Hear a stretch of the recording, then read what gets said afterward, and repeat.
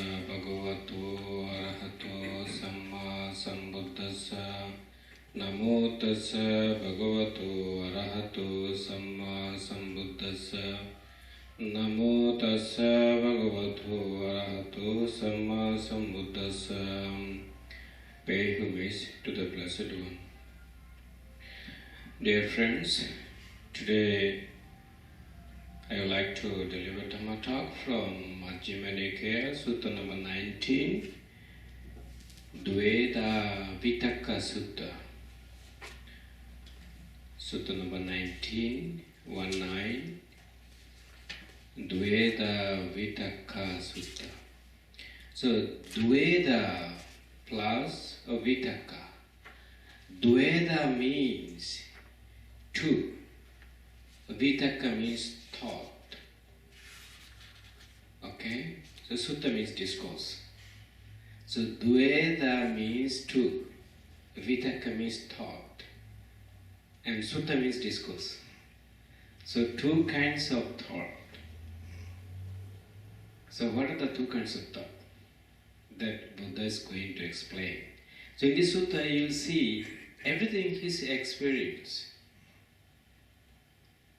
After attaining enlightenment, he understood there are two kinds of thoughts. He said two sets. One set positive, another set negative. So whatever positive arose in his mind, he developed it. And when unwholesome thought, negative thought arose in his mind, he understood this is painful and this is affliction and this is not good for meditation. So then he abandoned it. He removed it. He said, this is not good, so I have to remove from my mind. So he removed them, So he divided into two sets, One set, all the unwholesome thoughts. Another set, all the positive thoughts. So during the meditations, you have to also think about it. Which one is unwholesome? Oh, this thought is unwholesome. You have to have wisdom, So when you have wisdom, you know, oh, this is unwholesome, I have to remove it. So if you can remove them, then you'll see your meditation is progressing very well. So one way, your mind is very purified because you didn't break the precept. Every early morning you take the 8 precepts, right? No talking, sitting meditation, you just radiate to yourself, loving kindness to your spiritual friend. Whenever you are practicing walking meditations, try to walk normal pace, not too slow. Okay? If you practice too slow, you'll fall down like me. I fell down few times in Burma. Because when I was practicing there, they said, okay, lifting, pushing, dropping, touching, it's very difficult. It's not easy. But actually Buddha never said like that. If I teach you the Satipatthana Sutta, the full foundation of mindfulness, then you'll see Buddha never said to practice walking meditation like that. When you walk, I understand it. When I walk, I understand it. When I see something, I understand it. He just say like that. You see? So those techniques created by the other monks. So that's why I feel, when I teach from the sutta, I feel fully confident. Just Buddha said exactly like that. Okay? So that's why whenever someone talk about meditation, And I asked them, could you give me the reference from the sutta? From the which sutta Buddha said about it? And sometimes they cannot answer. So I don't accept them. Whatever they said. That's why Buddha said, Ehi Passiku in Pali. Ehi Passiku means, please come and see my teaching. And after seeing, try to understand it. When you understand, practice them. You practice it. After practicing, if you get the experience within yourself, if you can understand the truth, then you accept that. You see freedom. Right? Okay, come. You have to convert first. Then you can practice meditation. Did the Buddha say like that? Never. Welcome everyone. Everyone can come and practice my teaching. You see? So that's why my teacher, Bhante Vimalaramsi, he's American. He said, because of this wonderful word, Ehi Passiku, come and see, my whole life changed. My mom, Jewish, my father, Christian, but I am Buddhist monk. He said, and I told him, why do you ordain as a monk? What happened? Your mom Jewish and your father Christian. Why did you accept Buddhism? Why did you got ordination, higher ordination? He said, do you know why? Because of this wonderful advice of the Buddha. Ehi Passiku, come and see. Welcome everyone. Come and see my teaching and practice. Try to understand it. After understanding and practice it. After practicing, if you can understand the truth within yourself, then you accept it. Otherwise you can go. You can leave it. So that's why I am Buddhist monk now, he said. So I am the only one who asks a lot of questions. And he said, do you know why? Why do I love you? Why do I like you very much? And I told him, I don't know. Why? He said, because you asked me a lot of questions. So I'm the only one who asks a lot of questions. He never did the books like this. He wanted every meditators to listen his talk. You cannot look at the book like this. I'm the only one I can look at because I always sat close to him. Sometimes he also look me like this. Because I make note. So I make note, that means I ask the questions, So when I went second time, first time I practiced continuously about 4 months. And second time I went for 10 days. And he looked at me like this. He said, don't ask me a question. I told him, why? He said, you already know that.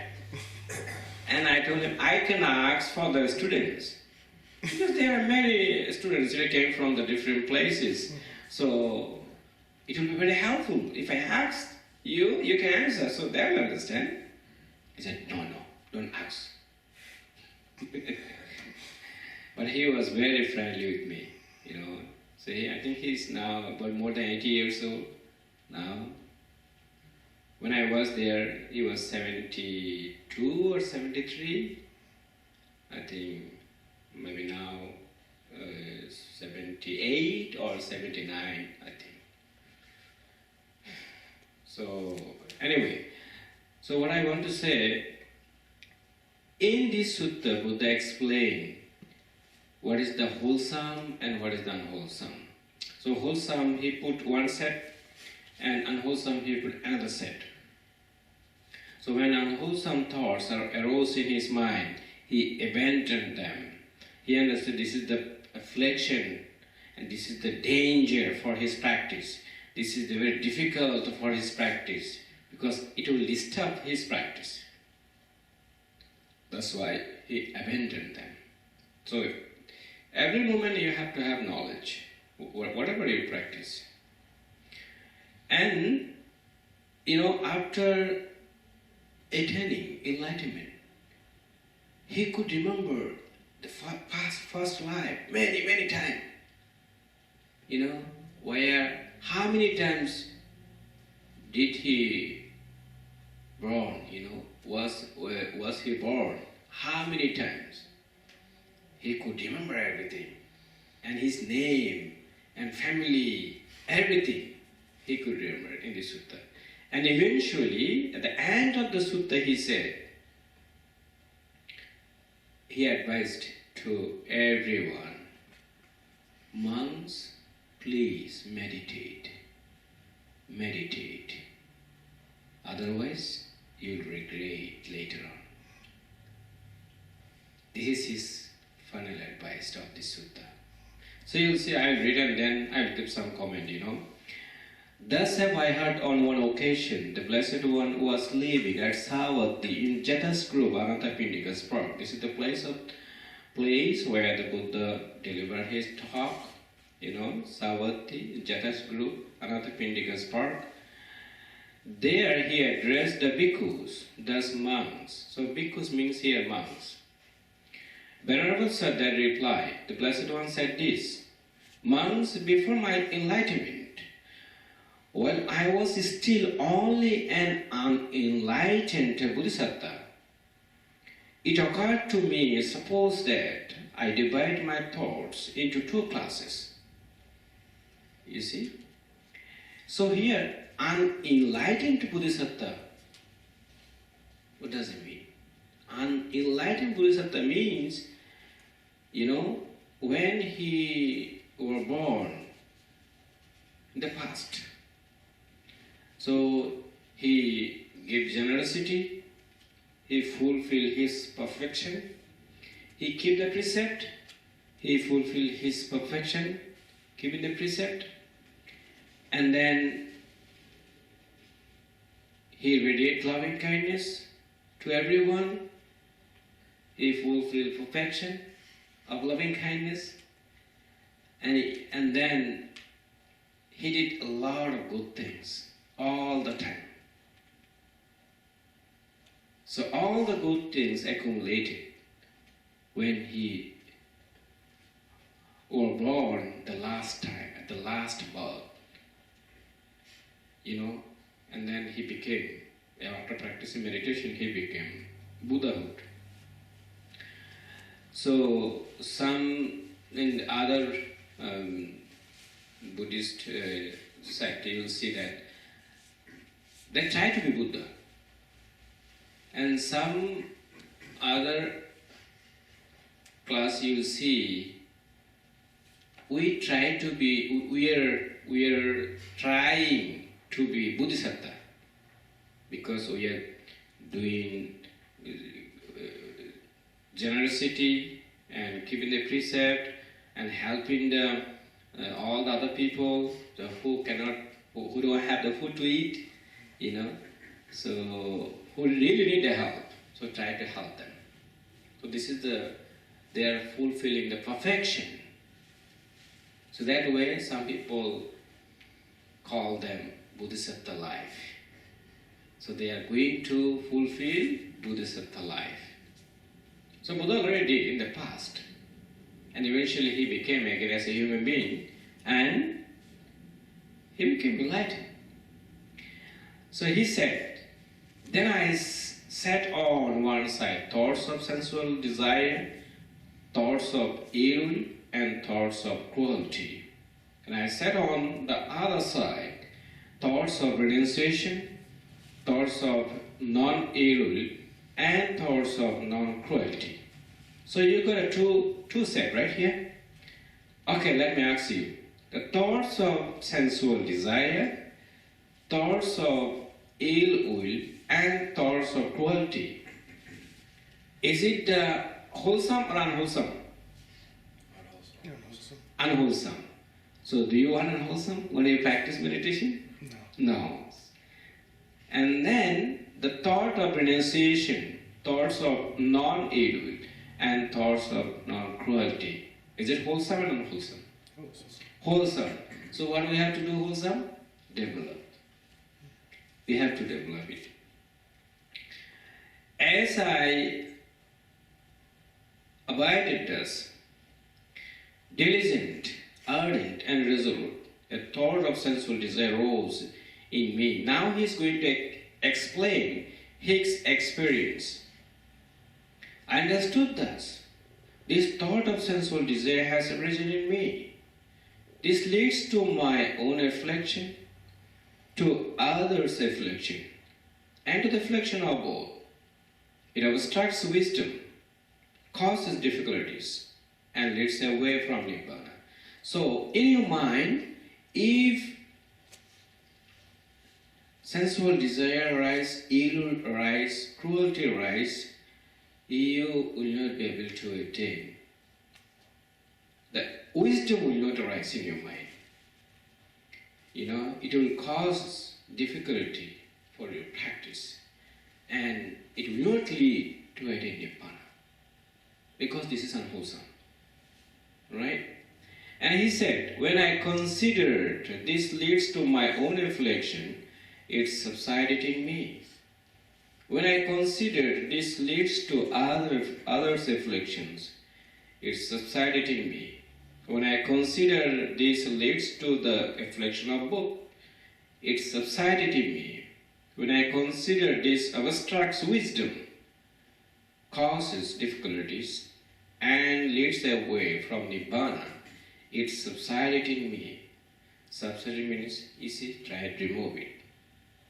Okay? So whenever a thought of sensual desire arose in me, I let it go. So what do you have to do? Use the harmonious practice. Now you got it, right? So you have to use the harmonious practice. Whenever a thought of sensual desire arose in me, just use the right effort, harmonious practice. It removed it, did away with it. As I abided thus, diligent, ardent and resolute, a thought of ill arose in me. I understood thus, this thought of ill has arisen in me. So he's going to explain everything at the beginning, unwholesome. How unwholesome arose in his mind, and how did he subside from his mind. This thought of ill has arisen in me. This leads to my own affliction, to others' afflictions, and to the affliction of both. It obstructs wisdom, causes difficulties, and leads away from Nibbana. When I considered this leads to my own affliction, it subsided in me. When I consider this leads to others' affliction, it subsided in me. When I consider this leads to the affliction of both, it subsided in me. When I consider this obstructs wisdom, causes difficulties, and leads away from Nibbana, it subsided in me. Whenever I thought of ill arose in me, what I have to do? Just use the harmonious practice, right effort. Remove it, get away from it. And then the last one, cruelty. So we got now two, one sensual desire, another was ill will, right? And now he's going to explain cruelty. As I abided thus, diligent, ardent, and resolute, a thought of cruelty arose in me. I understood thus. You see, if you don't understand, unwholesome thought will rise again and again, again and again. So you don't know. You're like sleepy. Like you are sleeping, you don't know what are you doing. Like some people, they are walking, but they don't know where they are going. No one at destination. Sometimes, when we go somewhere with our friend, hey, where are you going? He said, I don't know. That was their way. So when you practice meditation, don't be like that. You have to have final destination, you know. So, this thought of cruelty has arisen in me. This led to my own affliction, to others' afflictions, and to the affliction of both. It obstructs the wisdom, causes difficulty, and leads away from Nibbana. When I consider this leads to my own afflictions, it subsided in me. When I considered this leads to others' afflictions, it subsided in me. When I consider this leads to the afflictions of both, it subsided in me. When I consider this obstructs wisdom, you see here, wisdom. Wisdom is one who understands the link dependent of origination. So whenever you see the wisdom, that means he or she understood the link of dependent origination and causes difficulties and leads away from Nibbana. It's subsided in me because the Buddha already attained enlightenment. So he could see the dependent origination very clearly, the link of dependent origination. It's become very clear to him, right? Whenever a thought of cruelty arose in me, I let it go. Just use the harmonious practice, right effort. Remove it, did away with it.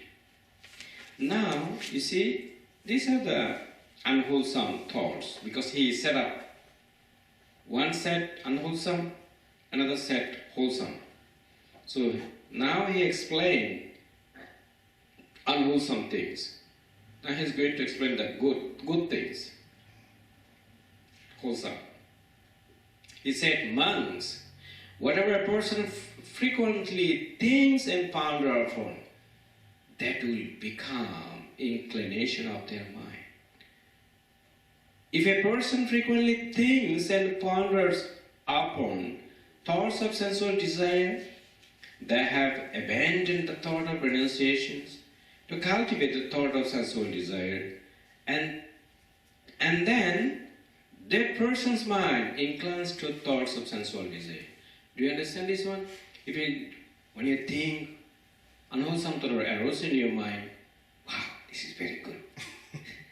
I want to develop it. Then you thinking. That means you are developing it. So that way, you cannot abandon it. You abandoned the wholesome already, and you are developing unwholesome thought. So that way, you don't have any chance to remove unwholesome. So what we have to understand is unwholesome thought arose in our mind, arise in our mind, I understand it, okay, this is unwholesome, I have to remove it. Then it is the harmonious practice. So that way it will go away from your mind. Right? So if a person frequently think, okay, and then he said, if a person frequently thinks and ponders upon thought of ill will, they have abandoned the thought of non-ill will to cultivate the thought of ill will, and then that person's mind inclines to thoughts of ill will. If a person frequently thinks and ponders upon thoughts of cruelty, they have abandoned the thought of non-cruelty to cultivate the thought of cruelty, and then that person's mind inclines to thought of cruelty. So here you see why the Buddha explained same thing. They repeat, again and again. First time, second time, third time. What is the reason? It's important. Because if you listen one time, talk, some people, they're thinking other. They don't pay attention, Even when I give the Dhamma talk many places, Some people are using Facebook, mobile, and I'm giving Dhamma talk here. They're never mindful. last time when I went to Bangladesh, the big ceremony, 1,000 people, more than 1,000 people. So I gave Dhamma talk there, and some people are talking in the corner, and I could see that because my, the altar and the seat was very high, and it's decorated very nicely. And then I could see everyone. Then I said, okay, please, quiet. Then I started my talk again. So when somebody talks, you cannot give the Dhamma talk well. And then the speaker, the preacher, will lose the interest. Said, what I am doing here? Right? Those people are not mindful. They are not paying attention. So it's rather than I should stop my Dhamma talk. Especially me, I cannot give Dhamma talk. So when somebody talk, I don't know why this habit is to me. My mind wandering. Okay, I have to stop now. So when people are quiet, then I can deliver Dhamma talk very well. And so that's when I feel myself, So the first time when Buddha gave Dhamma talk, during the Buddha's time, so that a lot of people, uneducated, they're farmer, the poor people. So he was thinking that, how can I give Dhamma talk to them? Okay, I have to use the simple language, very, very simple, so that those people can understand. He used very simple language. And those people listened to him very carefully. And when his talk finished, the first time he said, they couldn't catch clearly. And second time, oh, this is something good. And third time, it's become very clear. So that's why you see most of the suttas, first time, second time, and third time. First time, he said, oh, bhikkhus, monks, please attention, pay attention, pay attention. He said, I'm going to teach you. Then one time, he delivered talk. Maybe, 1 or 2 monks could catch, could understand his talk, and others, no. And second time he talked again, and maybe second time, and other monks also understood. It's better than before.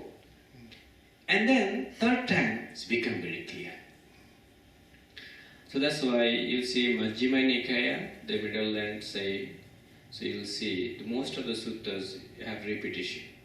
First time, second time, and third time. So this is actually good, So before I was thinking that why I have to repeat and repeat again and again. I feel bored, But later on, when I went to Bhante Vimalaramsi, Dhammasutta Meditation Center, then I asked him, why did the Buddha repeat again and again? And he explained to me. He said, do you know why? The first time you will not understand, you will not be able to catch everything, Second time you may get something, this is better than before. And then third time it's become very clear to you. So that's why during the Buddha's time you see many people and Buddhist monks, after listening only one sutta, they became instrumental. Sotapanna, attain Sakadagami, once returner, attain Anagami, non-returner, attain Arahat, the highest priest, only listening his talk. They were very mindful, they paid attention very clearly. But that's why, so nowadays it's very difficult. whenever we go in many places, to get Dhamma talk. So we are just talking, blah, blah, blah, blah, blah. People are not paying attention. It's very difficult. Because that's why sometimes I don't give Dhamma talk too. Okay, now he's going to give the simile. Just as in the last month of the rainy seasons, in the autumn, when the crops thicken, a cowherd would guard his cows by constantly tapping and poking them on this side and that with a stick to check or curb them. Why is that? Because he sees that he could be flogged, imprisoned, fined, or blamed if he let them stray into the crops. So this is the simile, okay? And now he's going to, why he gave this simile, he's going to explain now. So too, I saw in unwholesome states danger. You see? So whatever unwholesome states will arise in our mind, you have to think this is danger for me. Because I am the practitioner. I am the meditator. So when unwholesome thought will arise in my mind, I have to know it. This is danger, so I have to be very careful. Degradations and defilement, and in wholesome states, the blazing of renunciations, the spect of clinging. As I avoided thus diligent, ardent, and resolute, a thought of renunciation arose in me. I understood thus. This thought of renunciation has risen in me. This does not lead to my own affliction, or to others' affliction, or to the affliction of both. It aids wisdom, does not cause difficulties, and leads to Nibbana. If I think and ponder upon this thought, even for a night, even for a day, even for a night and day, I see nothing to fear from me. You see, these are the wholesome. Because he understood. And he said, that's why, especially the meditator, because they keep the precept, 8 precept. They meditate all the time, sitting, walking, sitting, walking, sitting, walking. And the deities protect them. Deities all the way with you.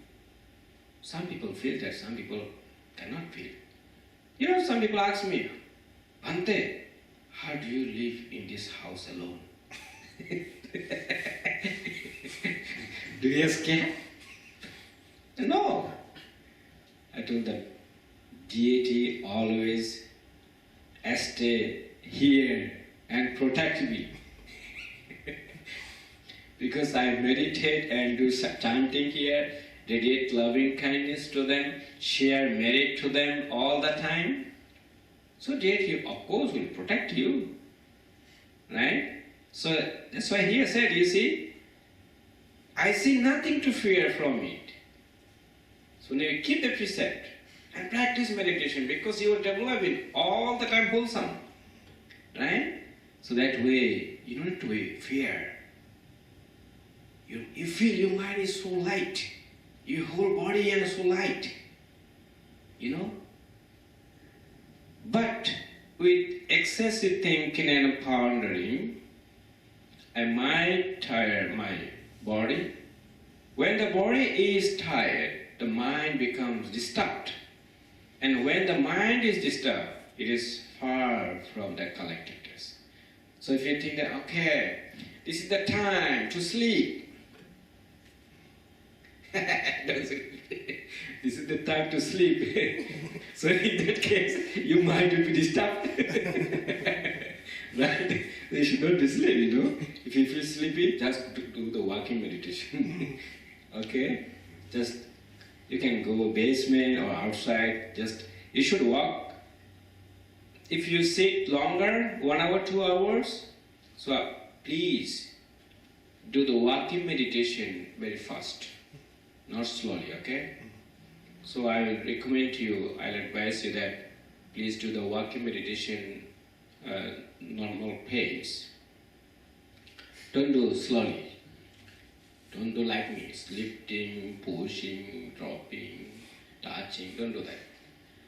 When I was practicing meditation in Thailand, they make sound, you know. The teacher, okay, well, everybody, repeat with me. Repeating and moving. You know, I never learned this meditation in Burma. In Thailand, it will be different, but the same technique, but they make sound. You know, intending to lift, lifting, and moving, and dropping, touching, you make sound, and then also you move your body.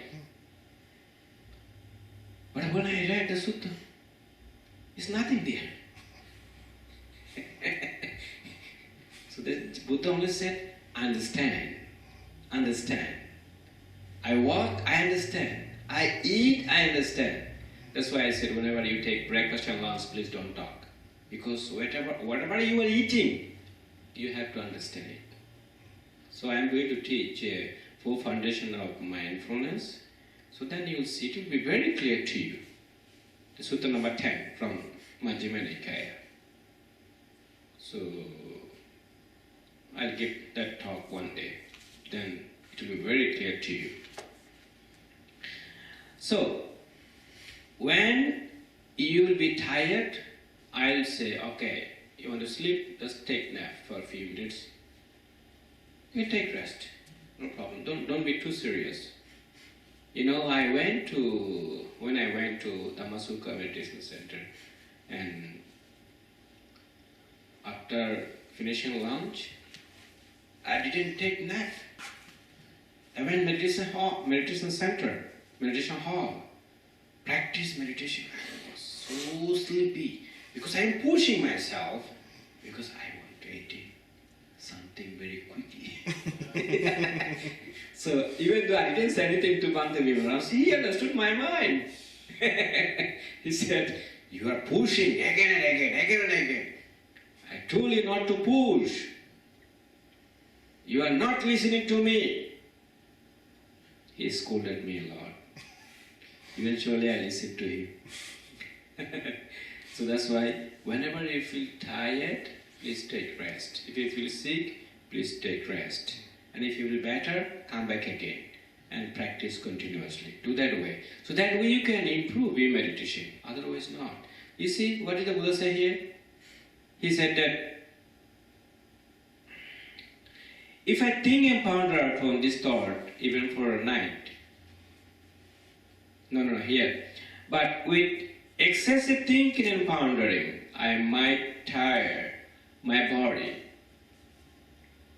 And when the body is tired, the mind becomes disturbed.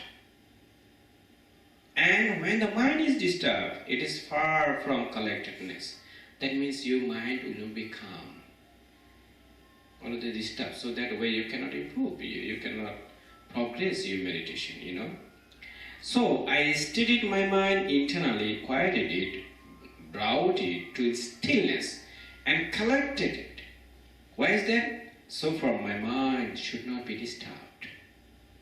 As I abided thus, diligent, ardent, and resolute, a thought of non-evil arose in me. I understood thus that this thought of non-evil has arisen in me. This does not lead to my own reflections, to others' reflections, to the reflections of both. It aids wisdom, does not cause difficulties, and leads to Nibbana. If I think and ponder upon this thought, even for a night, even for a day, even for a night and day, I say nothing to fear from it. But with excessive thinking and pondering, I might tire my body. And when the body is tired, the mind becomes disturbed. And when the mind is disturbed, it is far from collectedness. So I steadied my mind internally, quieted it, brought it to stillness, and collected it. Why is that? So that my mind should not be disturbed. So it's become very clear to you, right? So whatever we practice, we have to understand now my mind is calm or not, collected or not. So if you think, oh, I don't feel sleepiness now, the wholesome thought is not rising, my mind, I don't feel so tired. So if you feel tired, just sleep a little bit and come back again. So after that, if you practice continuously, then it will be very clear to you. As I avoided thus, diligent, ardent, and resolute, a thought of non-cruelty arose in me. I understood thus. This thought of non-cruelty has arisen in me. This does not lead to my own affliction, to others' afflictions, or to the afflictions of both. It aids wisdom, does not cause difficulties, and leads to Nibbana. If I think and ponder upon this thought, even for a night, even for a day, even for a night and day, I see nothing to fear from it. But with excessive thinking and pondering, I might tire my body, and when the body is tired, the mind becomes disturbed. And when the mind is disturbed, it is far from collectedness.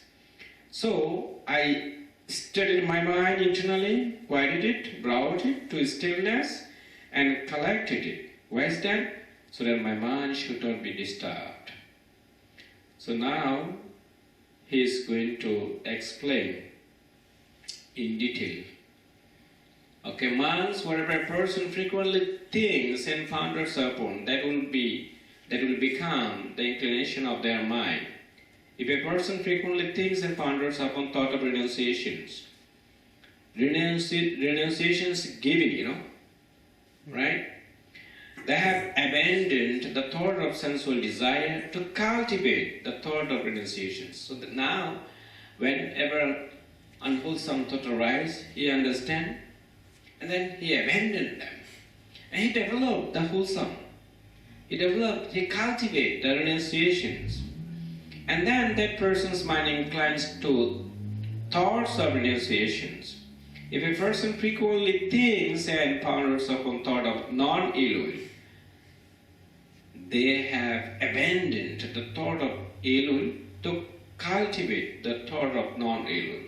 And then that person's mind inclines to thoughts of non-elul. If a person frequently thinks and ponders upon thought of non-cruelty, they have abandoned the thought of cruelty to cultivate the thought of non-cruelty. And then that person's mind inclines to thoughts of non-cruelty. Now he's going to give simile. Another simile. The first time he gave one simile, now the second simile. He said, just as in the last month of the hot season, when all the crops have been brought inside the villages, a cowherd would guard his cows while staying at the root of a tree or out in the open, since he needs only to be mindful that the cows are there. So too, there was need for me only to be mindful that the rose states were there. You see, that means you have to be mindful all the time. Whenever you are practicing, sitting, just as I told you yesterday, when you practice walking meditation, don't look left side, right side, far away. Just look a little bit forward, and then you walk a little bit faster. That way your blood also will move ups and downs, So after practicing walking meditations, and when you come back again and you sit, you can sit longer, 1 hour, 2 hours, He said, tireless energy arose in me. Unremitting mindfulness was established. My body was tranquil and undisturbed, untroubled. My mind collected and unified. So here unified means you mind into one point. Don't go here and there, here and there. Don't run, Your mind into one place. Unified. So now the Buddha is going to explain jhana. So yesterday I was talking about jhana, do you remember? Mm-hmm. So are you familiar with the jhana? No, I'm not sure. No. Right.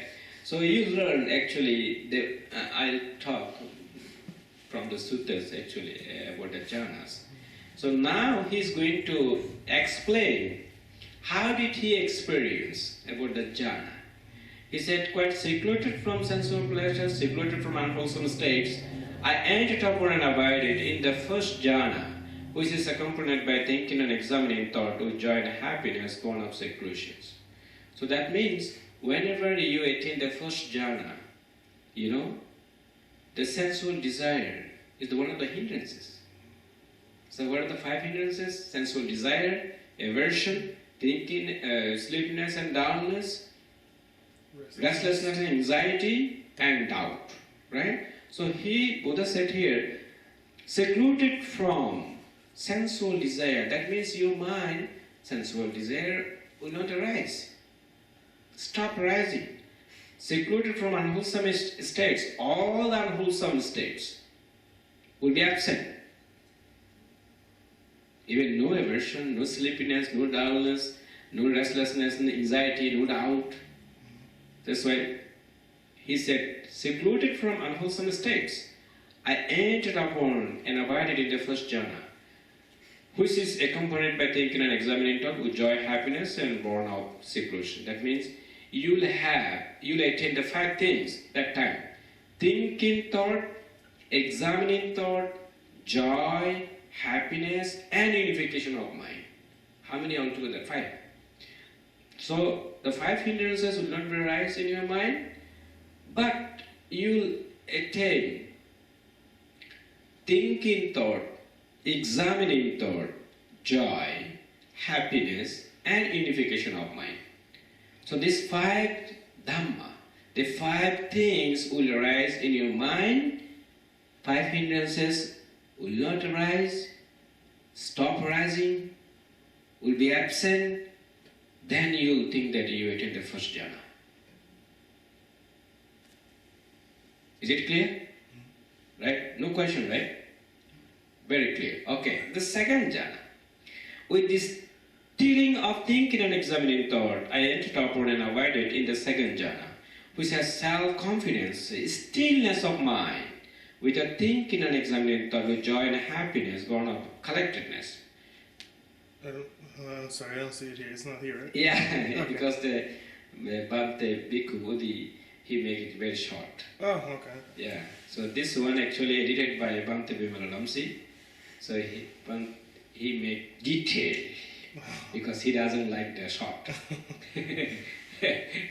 So, because something is here, it's in detail, he tried to figure out details so that all meditator can understand. If he talks short, they cannot get it. But something you have to listen from me. Something you have to also look at the book. Yeah, well, yeah. Right? So anyway, I'll explain it. So with the stealing of thinking and examining thought, that means when you attain the second jhana, so you are practicing, you are editing loving kindness to yourself, 10 minutes and to your spiritual friend, the rest of time, then you'll see you attain the first jhana. So how do you understand you attain first jhana? Thinking thought, examining thought, joy, happiness, and unification of mind will arise in your mind. 5 hindrances will not arise. Then you will think that you attain the first jhana. This one is clear, right? And second jhana. Thinking and examining thought stop arising, will not arise. Thinking thought, examining thought will not arise. Stop arising. Only joy, happiness, and unification of mind will arise. Then you will think that you attain the second jhana. So that time you'll have the self-confidence. Wow, this meditation is really working. There's something actually happening in my mind. I can know, only me, I can understand it. You'll have the self-confidence. You know, one of the students, he comes here every Friday. When he came here first time, I saw his face, very angry. His face looked like a very angry person. And I smiled when I saw him. When he saw my smiling, he also started smiling. So, and I told him that when you practice loving kindness meditations, you have to smile, you know, because smiling means you have to keep your mind light, clear, and agile. This is very important. Because Buddha always said to his disciples, "Oh monks, please develop wholesome. Remember something wholesome. If any unwholesome thought arises in your mind, just remove them, abandon them, and think all the time wholesome." So how? If you are smiling, this is wholesome, right? So develop it. And then when he started listening about smiling, and from the second day, I saw he started smiling. But sometimes not also, sometimes no. And some other people just came, practiced one day, and then they left. They never come back. But that guy, he said, "Do you know why I'm coming every week? Because this meditation is really work to me." He said, "I am the angry person.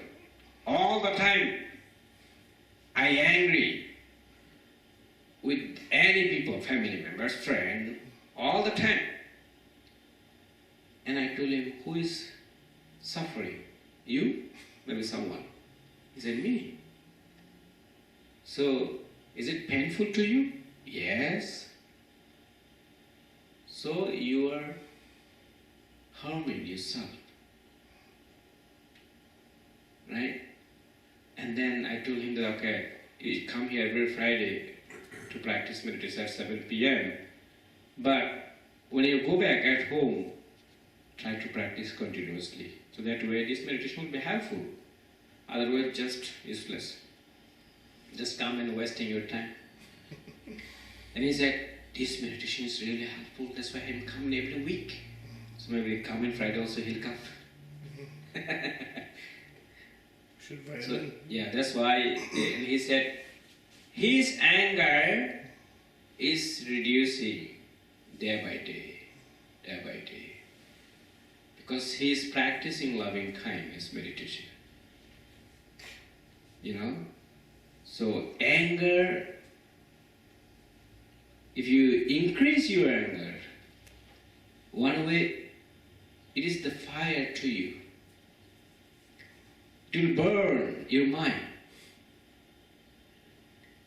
So if you know it, if you understand it, okay, this is danger for me, so I have to go away, or I have to remove from my mind, so that way you can remove it. Alright? So second jhana, you have the confidence, self-confidence. This meditation really work. You understand? That's why he said, which has self-confidence and stillness of mind, with a thinking and examining thought, with joint happiness born of collectedness. And then, with the fading away of joy, I abided in the equanimity, mindful and fully aware, still feeling happiness with the body. I entered upon and abided in the third jhana, on account of which noble ones announce he has a pleasant abiding who has equanimity and is mindful. That means when you attain the third jhana, joy stop rising. So first jhana, when you attain the first jhana, thinking, examining thought, joy, happiness and unification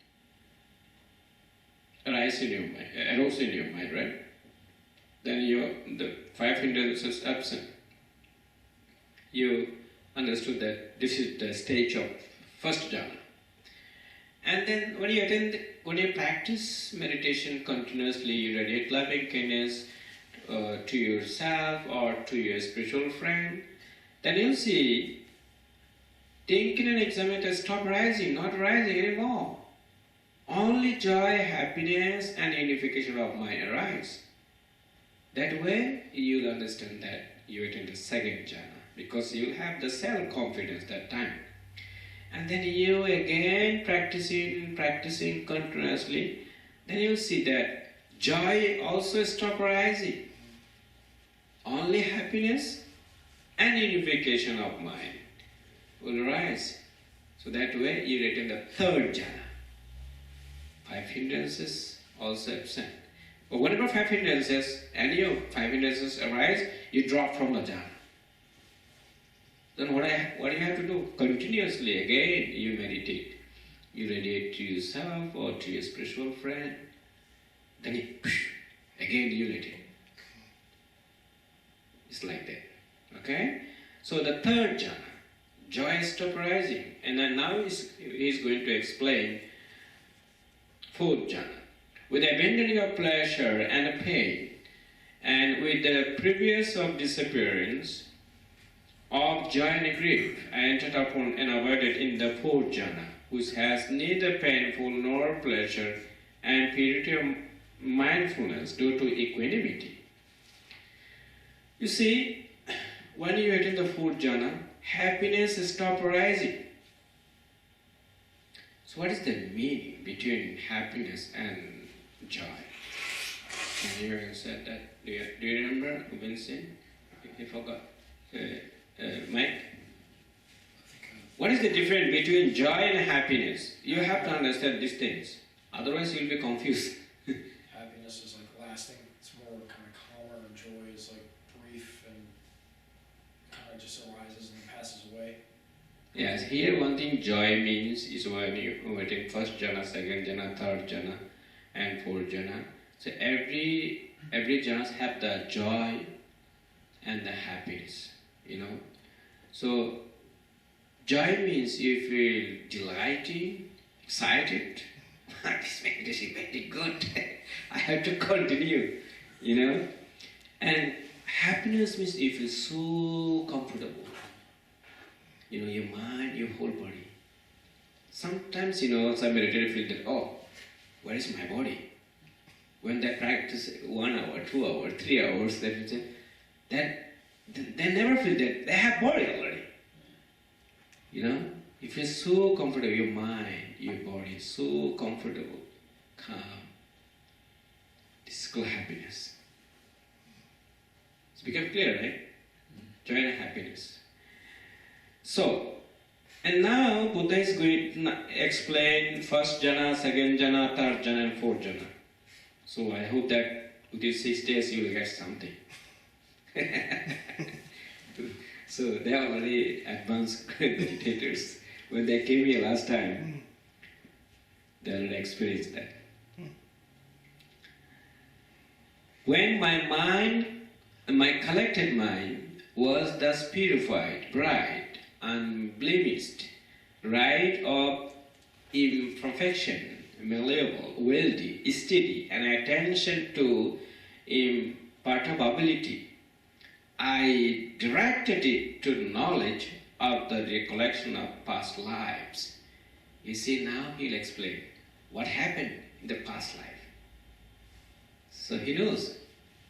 He said, I recollected my manifold past life, that is 1 birth, 2 births, 3 births, 4 births, 5 births, 10 births, 20 births, 30 births, 40 births, 50 births, 100 births, 1,000 births, 100,000 births, many aeons of world contraction, many aeons of world expansion, many aeons of world contraction and expansion.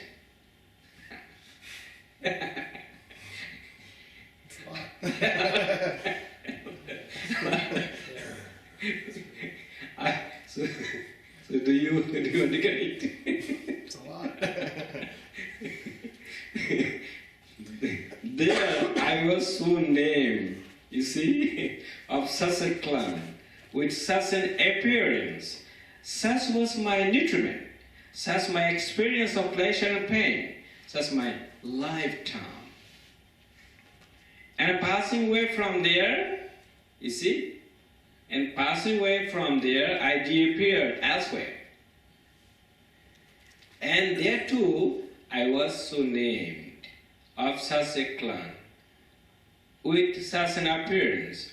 Such was my nutriment, such my experience of pleasure and pain, such my lifetime. And passing away from there, I reappeared here. Thus, with their aspects and particulars, I recollected my manifold past lives. You see, this is all his experience. All his experience. And he said, how did he experience that? Now, this was the first knowledge, first true knowledge, attained by me in the first watch of night. Ignorance was banished, true knowledge arose. Darkness was banished, and radiance arose, as happens in one who abides diligent, ardent, and resolute. You see, the true knowledge arose in his mind. That's why he could see everything in the past life. How many times? Where he born? Was he born, you know? When my collected mind was thus purified, bright, unblemished, right of imperfection, malleable, wealthy, steady, and attend to imperturbability, I directed it to knowledge of the passing away and reappearance of beings with the divine eye. You want to get it, divine eye? Divine eye, which is purified and surpasses the human. You see, one guy told me, he's living in Chicago. He said, Bhante, I don't want to born anymore. I want to attain Nibbana this life. He's more than 80 years old, you know. He said, I don't want to come back again in the human world. I want to attain Nibbana. And sometimes he practice meditation. And when he have any questions, he call me, Bhante, I have question. Please answer my question. So I have to answer everything, you know. He said, I don't want to born anymore. I want to attain Nibbana. And then one day he said, okay, you give me every day, because when I was at the Masuka Meditation Center, at that time, also that guy went there to practice meditation. And early morning, I went to meditation hall because I wake up 5 and 5:30, everyone present in the meditation hall, and I gave the 8 precept to everyone. And he said, you give the 8 precept every morning. So I want to break 1 precept. He said, which one? Which one do you want to break? He said, I want to drink alcohol. So after drinking alcohol, I go to you again to accept 8 precept. And I told him, it doesn't work. So that way you meditation will progress, you know. He said, no problem. I can take 8 precept again from you after drinking. Okay. So he said that I saw beings passing away and appearing inferior and superior, fair and ugly, fortunate and unfortunate. You see, we can see the such people in the world. Some people are poor, some people are rich, some people are inferior, some people are superior, some people are fair, some people are ugly, some people are fortunate, some people are unfortunate. Why it's happened? Because of karma. In the past life, you did some bad karma. So because of that, when you reborn again as a human being, so such a karma you brought yourself. We cannot blame our parents. You know, that karma did by me, did by us. That's how we can see many different kinds of people here in the world. So you see, Buddha said, I saw beings passing away and reappearing, inferior and superior, fair and ugly, fortunate and unfortunate. I understood how beings pass on according to their actions. That means karma. Thus, those worthy beings who were ill conducted in body, speech, and mind, revilers of the noble ones, wrong in their views, giving effect to wrong view in their actions on the desolations of the body, after that have reappeared in the states of deprivations, in a bad destinations, even in hell. That means, we cultivate the 10 wholesome actions and 10 unwholesome actions in our daily life. So what are the 10 unwholesome first? Let me talk about unwholesome. Right? Killing, stealing, and then adultery, and lying, slandering, and then harsh speech, vain talk. What? Vain. Bane. V-A-I-N. Oh, Vain, vain. vain talk. Mhm. And then greed, hatred, and wrong views. What were the harmony? So bodily 3, killing living beings, and then taking what is not given, and then adultery. These 3 actions we do bodily. Because here Buddha said bodily, body is speech and mind, right? So bodily we do 3 things. Killing living beings is you move your body, right? And then second thing, taking what is not given, you take up. But somebody is not there, you just take up and go home, right? And then adultery, right? And verbally, we do 4 unwholesome things. Telling lie, and then it's called slandering, then harsh speech. This means, harsh speech? Mhm. Or you should not speak too Curse. strong to the elders, to your mom, to your dad, to your maternal uncle, or to your relatives who are older than you, or to anyone actually. But this word is not good. So if you speak very sweet, everybody love you, right? And then the last one is vain talk. That means like gossip. I can say gossip instead of vain talk, right? Gossip. You speak something not meaningful. Mhm. Because slander is gossip also? What is slander? Slander means, like you are my friend, right? So when I am in front of you, I speak very sweet with you. But when you are absent, and I went to Vincent. I said, Daddy is a very bad guy. It's not good. But it's It's not, called behind talk. that's not gossip? Is it like gossip? Like, It's unwholesome, Right. because I'm saying something against you to Vincent. Mhm.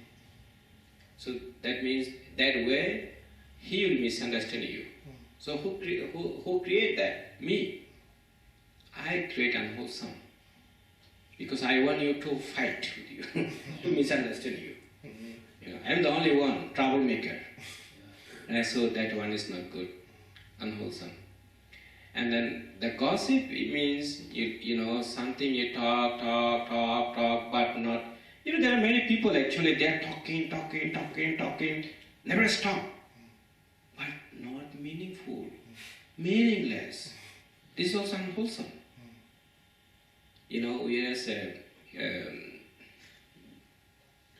priest, many people call us. That there are different kinds of people. Some people talking, and I put my phone one place, just quiet. He's talking, until he finish. When he tired, okay, Bante. So I'll talk with you later. Okay, bye. So because if you say, okay, I have to do something, I'll talk with you later, so that will maybe they will be angry. It's better to quiet. Let them finish. Right? So I use that technique. Right? So anyway, now Buddha is going to. So I explain a speech, right? For lying, telling lying, slandering, and then harsh speech, and then gossip. Right? Then mentally, mind, greed, hatred, and wrong views. So greed, when the greed arises in your mind, you understand already. That. And hatred, I am the only angry person. And you're proud of yourself. You don't know how I am angry person. So that also not good. So angry always harm yourself. It's never lead to Nibbana. So if you have greed, hatred, it will be very danger for your practice. And the last one is wrong views. What are the wrong? So whatever I said, you believe me. Wow. Yeah, whatever he's right, he's right. What the Buddha said. Here, you just believe. Whatever you listen from others, you believe it. And then you practice it. No. Buddha never said, okay, you listen to me first and you understand. After that you have to practice. After practicing, if you understand that, okay, this technique really works, then you can accept it. So in that way, no wrong view. It's the right views. So please, whatever you listen from someone, try to understand. Investigate. Try to understand the truth. Then you can accept it. Practice it. So this is why the Buddhism is very, very clearly explained. So now you get bodily 3, verbally 4, mentally 3. Mentally, greed, hatred, and wrong views. Right? So if we commit these 10 unwholesome actions, when we will pass, before passing away, 1 second, 2 seconds, 3 seconds, 5 seconds before, if we remember everything, I did all the time unwholesome things. When that sign will rise in front of you, and you pass away, you will remain in hell.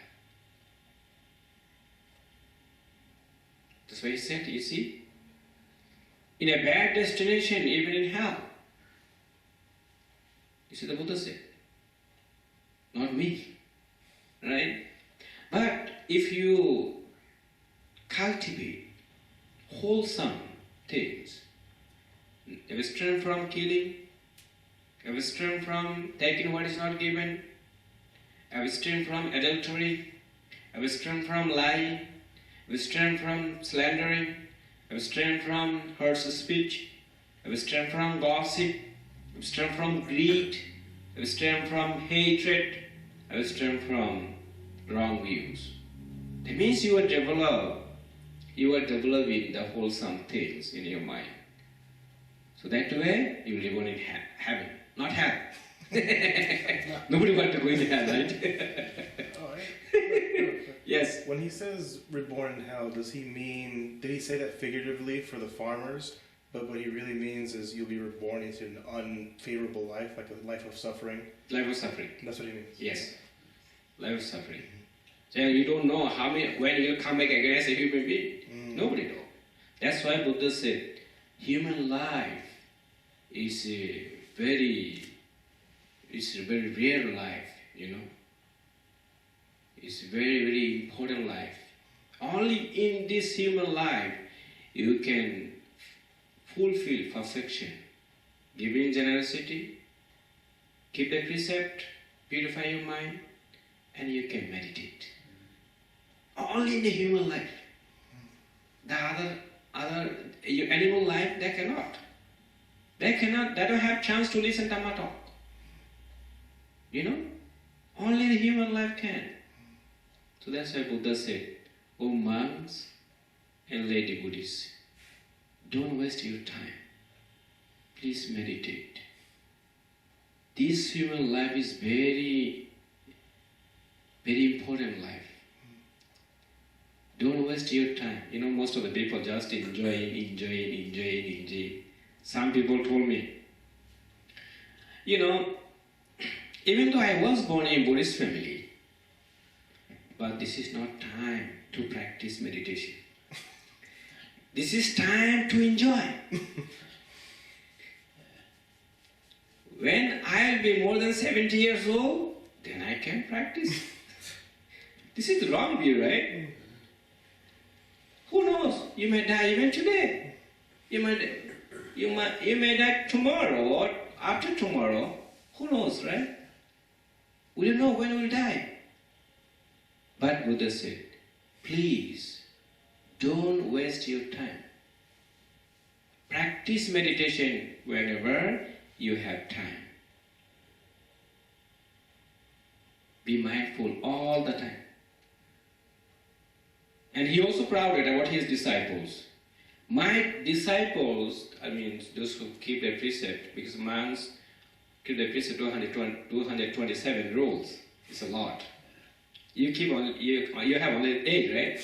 But we have 227. He said, "O monks, my sons,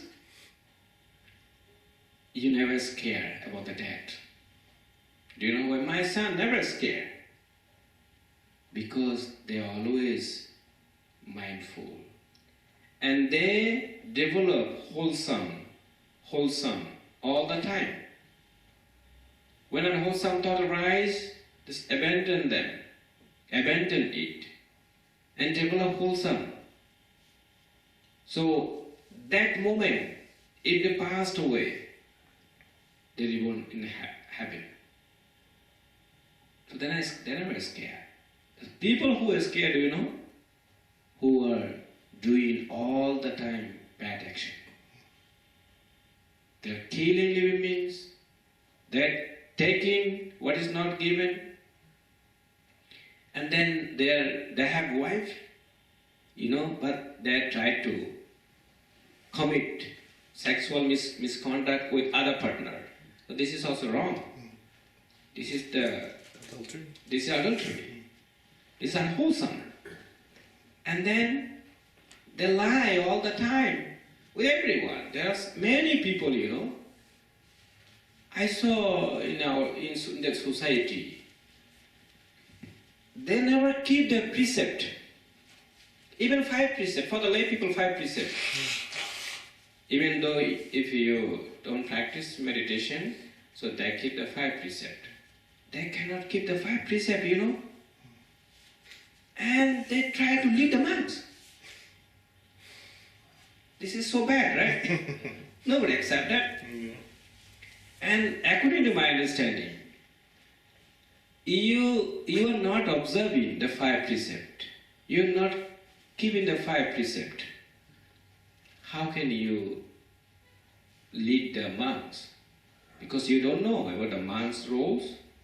You have no idea about the monks' rules. That one I cannot accept. Yes? How many good actions do you have to perform to make up for many, many bad actions? Just 10. This 10. As I said, if this is the wholesome. If you develop this wholesome, that's enough for you. So if somebody did if somebody did years and years and years of bad actions, they are doing bad actions, but they never scare about the death, you know. Those people, but they also, some other people also, I don't know, those people I saw those people, they are lying many times. 95% lying, only 5% truth, not lying. And those people, I don't know what will be in the next life. You know, that's why I sometimes I also angry with those people. You know, even when I went to my country, because for me I don't like that. When somebody lying, and I cannot trust them. So how can you work with them? You cannot work because you cannot trust them. You know. So, and those people, some people ask me, Bhante, those leaders, those people, they are lying a lot in their society, and they are still not suffering. Why? Why is like that? And I told them, you know, well, the Buddha never said, okay, if you lie a lot, and within 7 days you'll die. The Buddha never said that. It will come to you. We don't know when it will come. It may come tomorrow, or maybe after 1 day, or maybe after 1 month, or 2 months, maybe after 1 year, or before that, it will come to you. So let me tell you one story. During the Buddha's times, it's happened actually from Dhammapada, because we recite Dhammapada, right, every morning. So one guy, he was the hunter. He killed the animals, pork, right? Pork. He bring the pork, small one, and give the food every day, and it grow up slowly, and then kill and sell the meat in the market. So every day he's the killer. His business is, you know, after killing animals and then sell the meat to the market. So when you kill pork, it cry. Did you see that? Yeah, squeal. Yeah, it's cool. Yeah, right. I saw when the people killed the cow. How did they cry? I saw that. You know, they cry a lot. So that hunter, when one day he got sick. So he closed the door. He was crying like pig. And then beside of his house, the monks were going outside for collecting the food. And they heard his voice. And then after returning back to the monastery, they said to the Buddha, Venerable Sir, the guy, I forgot his name. Oh, his name is Sunda. Yes, Sunda, I remember. The Sunda is killing living pork every day. He doesn't have loving kindness. Metta, no metta. Then Buddha said, the pork is not crying. He's crying himself. Because Buddha used the psychic power, he could see what is going on there. And he said, he's crying. The monk said, why? Why he's crying? He did a lot of unwholesome things. He killed living beings almost every day. So because of the bad action, eventually he's crying like pork. So when he will pass away now, he will be born in heaven. Oh, sorry, hell. Not heaven. Mix them. Yeah, in hell. So Buddha already said he didn't pass away that time. But Buddha predicted. So this is the karma. Yes? I don't really understand karma. Right now my understanding is kind of like, I guess it's like a dependent origination. No, but it's this applied is- with actions. No, it's not like that. Karma means bad karma and good karma. Mhm. So, for instance, you keep the precept, right? You accept a precept, 8 precept. You are observing that. This is the good karma. And then you meditate. This is the good karma. And then you give in generosity. This is the good karma. Right? And then you speak the truth. Good karma. Right? Yeah, no, I understand that part. I'm saying, okay, so if we separate it into good karma and bad karma, and all actions and events are predetermined, right? Everything is going to happen the way it's going to happen. Yeah. So my previous karma, right, good and bad together, which, I mean, this person did not choose, right? I didn't choose any of that karma, but I am the person I am because of that karma, right? Because of the... But I didn't choose any of this. No. This came to me. I Yeah, inherited it. but right now, you born as a human being. So you should not think about the past, because you are already a human being, right? So in this life, from today, from now, if you think that, okay, I am doing the good, so please do continuously. Doing, and before passing away, if all the wholesome signs appear in your mind, you feel happy, you passed away, then you're born happy. So Because this is the good things. You are practicing meditation, you keep the precept, you are giving generosity, you speak the truth, and you are not doing anything bad to others, you are not dividing the people, you know. So everything is you are not developing hatred, all the wholesome action.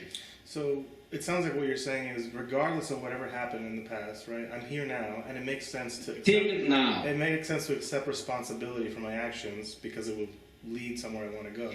Here one thing, if you develop your wholesome activities from now, from today, then you'll see, because of your wholesome action, we don't know how many times we did unwholesome things in the past life. So forget that first.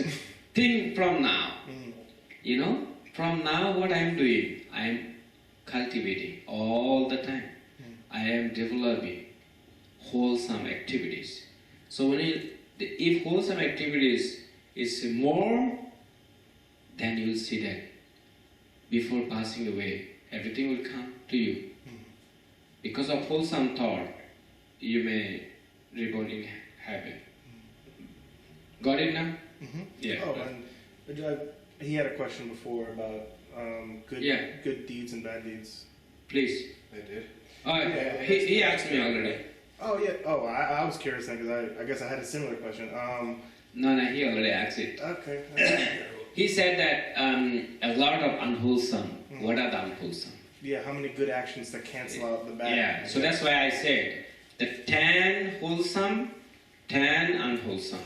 If you 10 unwholesome, you just abandoned, and 10 wholesome, you develop it, that's it. But also, like, for how long? Like, for example, like, For whole life. like, yeah, No, I think he's trying to ask like how many good actions cancel out a bad action, right? Is Well, that kind of for example, like for Kunda, right? For Kunda spent his whole life killing. Chunda spent his He did the whole life. He spent his whole life killing pigs. Killing, yes. So let's say that night he was crying. The next day he decided to stop killing pigs. He didn't. But let's just say, what if he did? What if the next day? What if someone like that one day said, "Okay, no more killing pigs." Yes. But I did it my whole life. Yeah. For how long do I have to do Good. something good to make up for all that bad? Does it work like that? That's what I'm asking. You know, if you do from today until you die, the unwholesome things, then maybe unwholesome will be very heavy. heavy things, you know. Yeah. So then that way, before passing away, it will come very quickly to you. So if you do from today or maybe whenever you were born, from that time until now, you develop all the time wholesome, right? Yeah. And then just before passing away, you did unwholesome. So that way maybe your wholesome will be very happy. So wholesome will support you to be born in the heaven. Sounds like a one-for-one kind of deal here. Yeah. So that's why the Buddha said all the time, please develop the wholesome. Yeah. So You got it? So are they equal in a way? No, Well, no, they're not equal, but even some people, before passing away, even though they did a lot of wholesome in this human life, but before passing away, they cannot remember all those things, So they invite a Buddhist monk for chanting close to them. So we go to their home or the hospital to do chanting. And I advise them, please remember whatever you did, the wholesome activities. You did the giving generosity, keep the precept, you support the Buddhist monks to build the temple, right? To build the pagodas, and then all the wholesome activities, please remember. Then they try to remember. So after that, if they passed away, then they reborn in heaven. I have a sorry, I'm gonna have a lot of questions. I'm gonna be very annoying. I apologize, but I heard that at the end of some people's lives, like when they're dying, they can have a spiritual experience in death itself. Like as they die, you can have a stream entry experience, for example. Let's say. If they don't practice meditation, I don't think so in this very life. No. No. Okay. Because during the Buddha's time, if you say during the Buddha's time, it's okay. But in this life, without practicing meditation, you'll never attain stream. I don't believe that. There's no way. But if you practice, even in this very life, even now, you have potential to attain stream. Even now. Well, you are practicing from today and continuously until you're dead. Right? So you have potential to attain. So one day I will talk Kusambhya Sutta. In that sutta, Buddha explained what are the knowledges of the stream-enterer. So when you have those knowledges, you understand yourself, now I attain stream-enterer. You don't need to come to me, you don't need to go to other teachers. The sutta will tell you. That's why Buddha said to his monks, his disciples, so monks, even though I am going to passing away to Nibbana, don't cry. This Dhamma will be your second teacher. The Dhamma will show you how to attain Nibbana. You see? That's why when I read the sutta, I feel very confident. That means I am not saying something wrong. I am saying from the sutta, right? Try to show them the right path. So, he said, with the divine eye, which is purified and surpasses the human, I saw beings passing away and reappearing inferior and superior, fair and ugly, fortunate and unfortunate, and I understood how beings passing on according to their actions. This is the second true knowledge, attained by me in the middle watch of the night. You see, now first knowledge he got, this is the second knowledge. Ignorance was banished and true knowledge arose. Darkness was banished and radiance arose, as happens in one who awaits diligent, ardent, and resolute. When my collected mind was thus purified, bright, unblemished, bright of imperfection, malleable, wealthy, steady, and attained to imperturbability, I directed it to knowledge of the distractions of things. You see, this is the unwholesome. Yeah, you see, I directly knew as it actually is, this is suffering. That means what is suffering? Wisdom arose in your mind. You understood, this is suffering. I directly knew as it actually is, this is the origin of suffering. I directly knew as it actually is. This is the cessation of suffering. I directly knew as it actually is. This is the way leading to the cessation of suffering. I directly knew as it actually is. These are the things. Things means wholesome something in your mind. You know? I directly knew as it actually is. This is the origin of things. I directly knew as it actually is. This is the cessation of things. These are the Four Noble Truths. He's talking about, you see? Dukkha, suffering. Origin of suffering is called in Pali samudaya. And then the cessation of pain, that means niruddha. And the way leading to the cessation of the pains is called magga. So these Four Noble Truths is talking here. Because about the Four Noble Truths, wisdom arose in his mind. He understood very, very clearly. When I knew and saw thus, my mind was liberated from the taint of sensual desire, from the taint of beings, and from the taint of ignorance. So, do you understand ignorance means what? Means not knowing. No. Well, that's what it usually means. I don't know. In Buddhist terms, what it means. Right? Ignorance? Being unaware of the impersonal nature of dependent origination. Vincent? Pretty close, isn't it? It's not, Yeah, he will actually, his answer is almost close. not understanding the Four Noble Truths. Exactly. Oh, Close. okay. Exactly, that one. Not understand the Four Noble Truths. Yeah.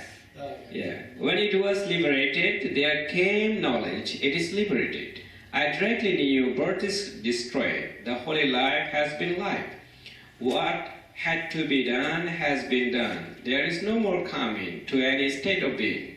You see, this was the third true knowledge attained by me in the last watch of the night. Ignorance was banished. That means ignorance again. Now he knows the Four Noble Truths. Yeah, he understood. Four Noble Truths. And true knowledge arose. Darkness was banished and radiance arose. As happens in one who abides diligent, ardent, and resolute. Suppose monks that in a vivid range there was a great low-lying marsh near which is a large herd of deer lived. Then a man appeared desiring their ruin, harm, and bondage, and he closed off the safe and good path that led to their happiness, and he opened up a false path, and he put out a decoy and set up a dummy, so that the lord's part of their might later come upon misfortunate digester and loss. But another man came desiring their good, welfare, and protections, and reopened the safe and good path that led to their happiness. And he closed up the false path, and he removed the decoy and destroyed the dummy, so that the lures herd of their might later come to growth, increase, and fulfillment. Monks, I have given this simile in order to convey a meaning. This is the meaning. The great low line march is a term of sensual pleasure. You see, now he's going to divide. What are the simile and what is the real? And the lure's herd of deer is a term of being.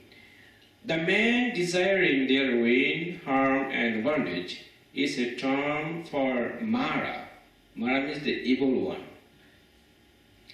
The false path is the term for the wrong eightfold path. That is, wrong views, wrong imaging, wrong speech, wrong action, wrong lifestyle, wrong effort, wrong mindfulness, and wrong collectedness. The decoy is a term for delight and lust. The dummy is a term for ignorance. The man desiring their good, welfare, and protections is a term for the Tathagata, accomplished and fully enlightened. Do you know Tathagata? Who is this? Who is the Tathagata? Tathagata, he said himself, Tathagata said this. You know, Like in the third Buddha person. used this word. Tathagata is now speaking. Bhante is speaking now. So Buddha said Tathagata is speaking. He used this word actually for himself. The safe and good path that led to their happiness in a term for the Noble Eightfold Path, that is, right view, right imaging, right speech, right action, right livelihood, right effort, right mindfulness, and right collectedness. So monks, the safe and good path that leads to happiness has been reopened by me. The wrong path has been closed up, the decoy removed, and dummy destroyed. What should be done for his disciples out of compassion by a teacher who seeks their welfare and has compassion for them? That I have done for you, monks. There are those roots of tree, these empty hearts. Meditate, bhikkhus. Do not delay, or else. Why are you laughing? Mike is laughing. Meditate, bhikkhus. Do not delay, or else you'll regret it later. Very scary, right? This is our instructions to you. This is the very important. I said at the beginning, right? So he said that you will regret it later if you don't practice. Right? One time, you said, why I didn't practice? I spent all whole life doing this, that, doing this, that. I never practiced meditations. That's why Buddha said, otherwise you will regret later. So this is my instruction to you. That is, the Blessed One said, the monks were satisfied and delighted in the Blessed One words. So this is a sutta for today. Sutta number 19, Dveda Vitakka Sutta.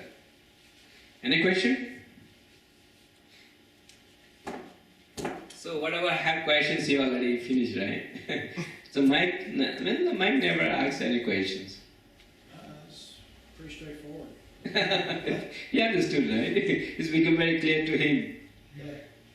It's a good thing that Buddha repeats himself. I know. Yeah. So that's that. Today I chose this sutta because the end of the sutta, meditate, because meditate. Otherwise you will regret later on. That remind me. Okay, I have to work forward. Anyway, so if you don't have any questions, so we can share the merit together, right?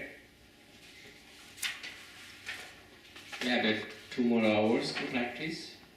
So after share the merit, then you can practice till 10 o'clock. Then you can go to bed, right? Okay. So let us share the merit together. May suffering ones be suffering free, and the fearless track fearless be. May the grieving shed all grief, and may all beings find relief. May all beings share this merit that we have thus acquired for the acquisition of all kinds of happiness. May beings inhabiting space and earth, devas and nagas of mighty power, share in this merit of ours. May the long protect the Buddha's dispensations. Sadhu, sadhu, sadhu.